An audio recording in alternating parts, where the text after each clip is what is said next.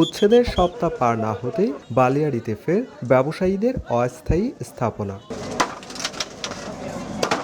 খবর পেয়ে মঙ্গলবার দুপুরে কক্সবাজারের সুগন্ধা পয়েন্টে আবারও অভিযান চালায় জেলা প্রশাসন। প্রথমে ঝাউবাগান এলাকায় থাকা স্থাপনাগুলো ট্রাকে তোলা হয়, অনেকে আবার নিজ উদ্যোগেই মালামাল সরিয়ে নেন। জায়গা না থাকার কারণে আমরা রোডের পাশে রাখছি, রোডের পাশে রাখার কারণে এখন আজকে আবার এসে দেখতেছি রোডের পাশে যেটুকু আছে ওইটাও ভাঙতেছে।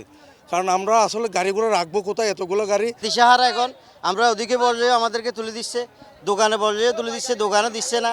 উচ্ছেদের পরে পুনর্বাসন দেওয়ার কথা বলেও আমাদেরকে কিছু হচ্ছে না। মারমেট এলাকায় উচ্ছেদে গেলে নির্বাহী ম্যাজিস্ট্রেটের সঙ্গে বাগবিতণ্ডায় জড়ান কয়েকজন ব্যবসায়ী। এ সময় সরকারি কাজে বাধা দেওয়ার অভিযোগে একজনকে আটক করা হয়। জেলা প্রশাসন এবং ব্রিজ ম্যানেজমেন্ট কমিটির পক্ষ থেকে যাতে কোনোভাবে এই জায়গা আর দখল করতে না পারে এবং এখানে সৌন্দর্য বর্ধন করার জন্য যে উদ্যোগ গ্রহণ করা দরকার এটা অবশ্যই করা যেতে পারে।